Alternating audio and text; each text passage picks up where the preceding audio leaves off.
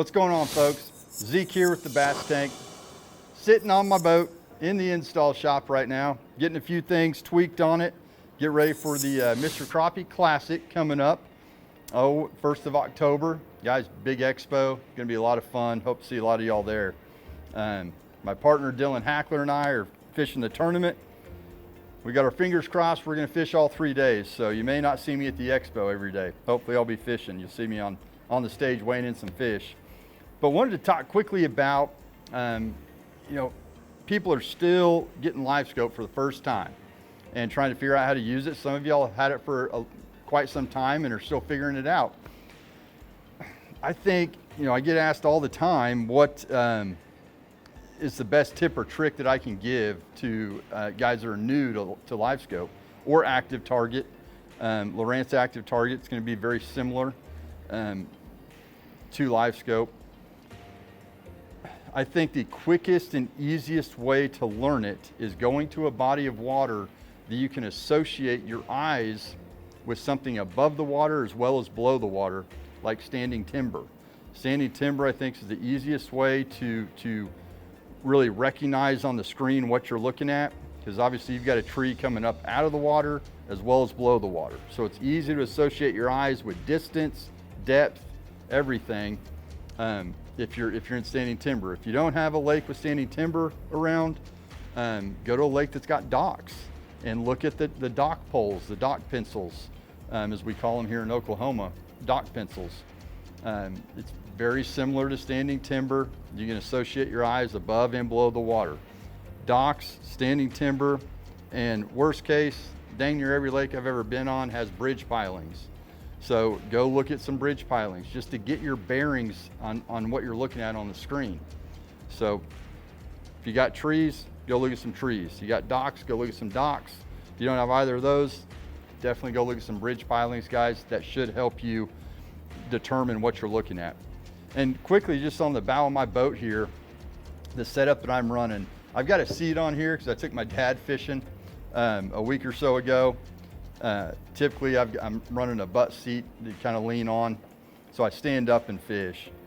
So I've got a Beat Down Outdoors mount that it's an excellent mount, guys.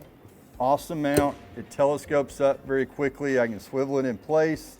If I'm fishing with a partner, and sometimes I'm over on this side, I'll spin it. I can spin it either way, spin it all the way around, guys. Awesome mount. This will actually come up even higher. This is where I run mine. You can see when I'm standing up, my pole is up above the graph. I don't ever want to have to lift it up and over the graph or the head of the trolling motor. So that's the height I run mine. I've got it on a 4-inch Beat Down Outdoors bridge mount. So this is an awesome setup. Love the stability of this mount, the versatility that it offers. Getting it up where I'm not constantly bending over to make adjustments is huge for me. I've got the Garmin force trolling motor, and actually put a 57-inch on this boat. This is a 19.5-foot Ranger aluminum boat. I went with the longer shaft simply because when John and I fish together and one of us goes and stands in the back of the boat, it raises the front end up a little bit. And with the 57, I've had no issues with pulling my Livescope transducer out of the water. So that's why I went with the longer shaft force trolling motor on this boat. Obviously, I've got my Livescope transducer on the trolling motor shaft. That's where I will always run mine. There's nothing wrong with having it on a separate pole right here. For you brush pile fishermen that want to hit spot lock, throw it on a separate pole and make your life a heck of a lot easier. So, but that's the basic breakdown of the bow of my boat. I will be adding a second graph at the end of this year, dedicated for mapping. Right now I'm split screening Livescope and maps on a 12-inch. This is a 126 SV Ultra unit. I'll be adding, I believe, a 10-inch that I'm going to double stack down here on this same mount, just dedicated for mapping. I think having mapping on the bow of the boat is crucial for what I do. I do a lot of following river channels, fishing the stumps and laydowns along the edges of river channels on lakes and rivers. So having that dedicated mapping unit will certainly increase my catch rate, allow me to stay on the fish better. So anyway, guys, I hope some of this helps you out.